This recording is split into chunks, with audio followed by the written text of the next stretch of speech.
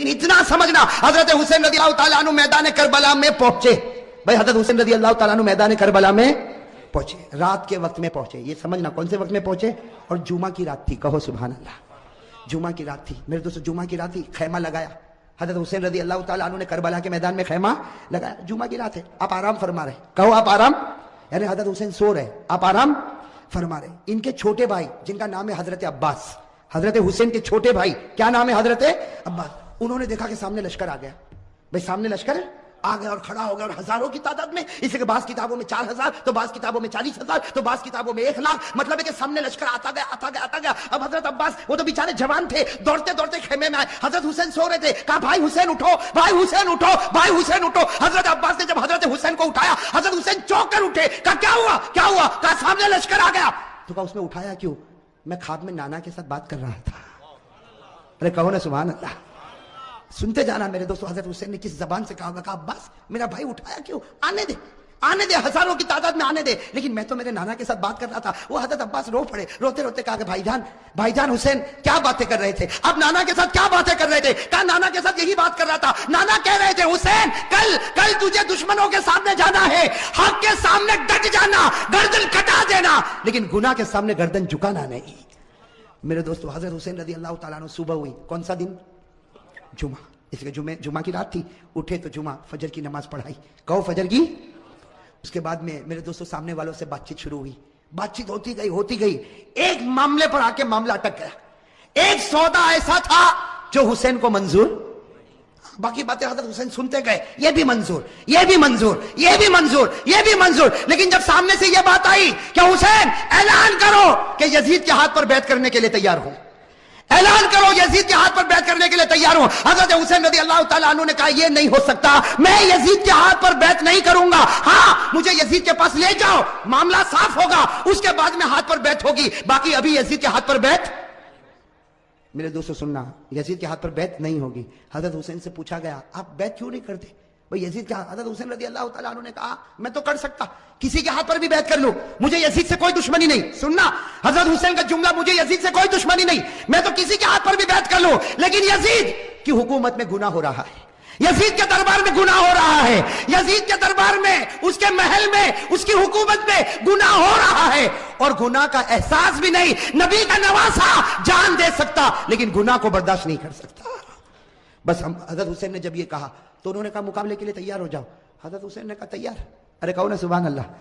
تو کیا طے ہوا, وہاں کا ایک, یہاں کا ایک مقابلہ ہوگا. حضرت حسین نے کہا کوئی بات نہیں. حضرت حسین رضی اللہ تعالیٰ عنہ نے اعلان کیا میرے لشکر میں جو بوڑھے میاں ہیں جن کا نام ہے حضرت غرید, کیا نام ہے حضرت غرید, جن کی عمر 61 سال کی ہے.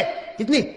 61 سال. حضرت حسین نے اعلان کیا غرید میدان میں اترے. حضرت غرید کے بارے میں لکھا ہے 61 سال کی عمر ہے, گھوڑے کی پیٹھ پر سوار ہوئے, وہاں کا ایک, یہاں سے ایک, کون؟ حضرت غرید, اور وہاں سے ایک. میرے دوستو لکھا حضرت غرید نے 40 کو ختم کر دیا, 1 by 1. ایک آوے گیا, دوسرا آوے گیا, تیسرا آوے گیا. وہ سامنے والوں نے سوچا یہ بوڑھا اتنا پاور والا, تو نواسا کتنا پاور والا ہوگا. جب اوپنر ایسا ہے, ابھی تو میڈل آرڈر باقی ہے. بات سمجھنا اس کو, بہت پیاری بات ہے. سامنے والے گدر پر آ گئے, دھوکے پر آ گئے. کہا حسین یہ ایک ایک والا معاملہ نہیں چلے گا, ورنہ شام تک ہم تو ختم ہو جائیں گے. ایک ایک والا نہیں ہوگا, ہم سب اور تمہارا ایک, ہم سب اور تمہارا. حضرت حسین رضی اللہ تعالیٰ عنہ نے اس کو بھی منظور کیا. میرے دوستو وہ حضرت غرید جنہوں نے 40 کو ختم کیا تھا, وہ حضرت غرید ابھی بھی ان کی تلوار چمک رہی, گھوڑے پر ہے. سب نے ایک ساتھ میں ان پر حملہ کیا. آپ کو مارا گیا, آپ کے بدن کو چھلنی کر دیا گیا. جب بالکل آخری گھڑی آئی تو انہوں نے حضرت حسین کے سامنے حضرت غرید کو پھینک دیا. حضرت غرید جب سامنے تھے, حضرت حسین ان کے پاس گئے تو غرید نے کہا حسین تھوڑا ہٹ جا, آسمان پر محمد کا چہرہ نظر آ رہا ہے. نعرہ تکبیر, حسین کا دامن.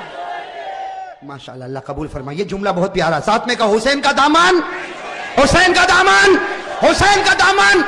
حضرت غرید نے فرمایا حسین تھوڑا سا ہٹ جا, آسمانوں پر میرا محمد مجھ کو نظر آتا ہے. حضرت غرید نے لا الہ الا اللہ محمد الرسول اللہ صلی اللہ علیہ وسلم پڑھا. حضرت غرید کے بعد حضرت حسین کی جماعت میں سے ایک آتا, شہید ہو جاتا, پھر دوسرا آتا, شہید ہو جاتا. یہاں کا ایک, وہاں کے سب. یہاں کا اور سب ٹوٹ پڑتے شہید. میرے دوستو اب سننا, جمعہ کا دن ہے. حضرت حسین نے جو اب اعلان کیا سب کے کلیجے پھٹ گئے. حضرت حسین رضی اللہ تعالیٰ عنہ نے اعلان کیا, میرا بڑا بیٹا علی اکبر تیار ہو جائے. کہو سبحان اللہ. اب بڑے بیٹے کی عمر کتنی؟ 16-17 سال. اللہ اکبر. میرے دوستو ہمارا بھی بیٹا ہوگا 16-17 سال کا. تھوڑی دیر کے لیے اندازہ لگاؤ, حضرت حسین رضی اللہ تعالیٰ عنہ کو پورا یقین ہے کہ میرا 16-17 سال کا بیٹا زندہ جائے گا لیکن واپس نہیں آئے گا. میرے دوستو باپ کا تو کلیجہ ہوتا کہ نہیں ہوتا؟ باپ کو بھی تو محبت ہوتی ہے, اور حسین جیسا باپ ہو اور علی اکبر جیسا بیٹا ہو. حضرت حسین رضی اللہ تعالیٰ عنہ نے اعلان کر دیا, پورے مجمع میں سناٹا چھا گیا, عورتوں کے خیمے میں سناٹا اور کھلبلی مچ گئی. اور علی اکبر وہ فرما بردار بیٹا 16-17 سال کی عمر کا گھوڑے پر سوار ہو گیا. کہا ابا جا رہا ہوں, ابا جا رہا ہوں. حضرت حسین نے کہا بیٹا ایسے مت جا, ایک بار باپ کی پیشانی کو چوم تو لے, ایک بار باپ کی پیشانی کو چوم لے تاکہ میں بھی تو تجھ کو گلے لگا لو. میرے دوستو علی اکبر جب گھوڑے سے اترے پورے مجمع میں رونے کی آواز آئی. حضرت حسین نے اپنے کلیجے سے لگایا اور کہا بیٹا آج حق پر جاتا ہے, حق پر رہنا, اب تو نانا کے دربار میں تیری میری ملاقات ہوگی. میرے دوستو وہ علی اکبر چلے, سننا علی اکبر گئے اور بڑی دلیری کے ساتھ مقابلہ کیا. لیکن میرے دوستو 16-17 سال کا جوان اور اتنے سارے لوگ, تھوڑی دیر میں ان کے بدن کے 2 ٹکڑے کر دیے گئے. میرے دوستو علی اکبر کے بدن کے 2 ٹکڑے کیے گئے اور حضرت حسین کے سامنے ایک چھرا لایا گیا اور بڑے بیٹے کے سینے پر مارا گیا. اور میرے دوستو جب 2 ٹکڑے ہو گئے تو سامنے والوں نے اپنے گھوڑے ان لاشوں کے اوپر ڈالنا شروع کر دیا. گھوڑے دوڑتے گئے اور حضرت حسین کے بڑے بیٹے علی اکبر کی لاش کو آگے بڑھاتے گئے. میرے دوستو حضرت حسین رضی اللہ تعالیٰ عنہ طرف گئے, دوڑتے دوڑتے اپنے بیٹے کی لاش کو اٹھایا, ایک ٹکڑے کو اٹھایا, دوسرے ٹکڑے کو اٹھایا اور کونے پر رکھا. میرے دوستو ابھی تو بڑے بیٹے علی اکبر کی لاش کو حضرت حسین نے کونے پر رکھا, پیچھے سے عورتوں کی آواز آئی, آپ کا دودھ پیتا بچہ تڑپ رہا, آپ خیمے میں واپس آؤ. حضرت حسین دوڑتے دوڑتے خیمے میں گئے, ان کا دودھ پیتا بچہ علی اصغر چھوٹا سا دودھ پیتا بچہ حضرت حسین رضی اللہ تعالیٰ عنہ نے اپنے سینے سے لگایا اور دوڑتے دوڑتے دشمنوں کے پاس گئے اور کہا تم کو مجھ سے دشمنی ہے, میرے بچے سے تو کوئی دشمنی نہیں. ارے میرے دوستو ہمارا بھی دودھ پیتا بچہ ہوگا. تھوڑی دیر کے لیے سوچو حضرت حسین نے کیسے دل سے کہا ہوگا مجھ سے دشمنی, یہ بچے سے کیا دشمنی. میرے دوستو حضرت حسین ابھی کہہ رہے ہیں کہ بچے سے کیا دشمنی, سامنے سے تیروں کی بوچھار آئی اور تھوڑی دیر میں بچے نے دم توڑ دیا. میرے دوستو لکھا حضرت حسین کے ہاتھ میں بچہ اور بچے کے سینے سے بھی خون نکل رہا, بچے کے منہ سے بھی خون نکل رہا, بچے کے دماغ سے بھی خون نکل رہا. حضرت حسین چومتے جاتے لیکن بچے کی جان نکل گئی. میرے دوستو آپ کے پاس بھی بچے ہیں, آپ کی گود میں بھی بچے ہیں, آپ کے گھر میں بھی بچے ہیں. میرے دوستو اگر آج باپ کو خبر ملے کہ میرا دودھ پیتا بچہ شہید ہو گیا, وہ باپ کا کلیجہ پھٹ جاتا. حضرت حسین کے بڑے بیٹے کے 2 ٹکڑے رکھے ہوئے, حضرت حسین کا یہ چھوٹا بچہ, اور میرے پیارے یہ چھوٹا بچہ حضرت حسین نے وہی جا کر رکھا جہاں بڑے بچے کے 2 ٹکڑے تھے. میرے دوستو لکھا ہے حضرت حسین دونوں بچوں کے پاس بیٹھ گئے. آپ بتاؤ میرے دوستو حضرت حسین کیسا روتے ہوں گے. کبھی بڑے بچے کے ٹکڑے کے سر پر ہاتھ پھیرتے, کبھی چھوٹے بچے کے سر پر ہاتھ پھیرتے اور جملہ کہتے تھے میرے بچوں تمہارا ہنسنا بھی مجھ کو یاد ہے, اے میرے بچوں تمہارا کھانا بھی مجھ کو یاد ہے, اے میرے بچوں تمہارا ابا ابا کر کے بلانا بھی مجھ کو یاد ہے, تمہاری ہر گھڑی مجھ کو یاد ہے. میرے دوستو یہ سب کرنے کے بعد ظہر کا وقت آیا. ساتھ میں کہنا کون سا وقت آیا؟ جمعہ کا دن تھا. کون سا وقت آنا چاہیے؟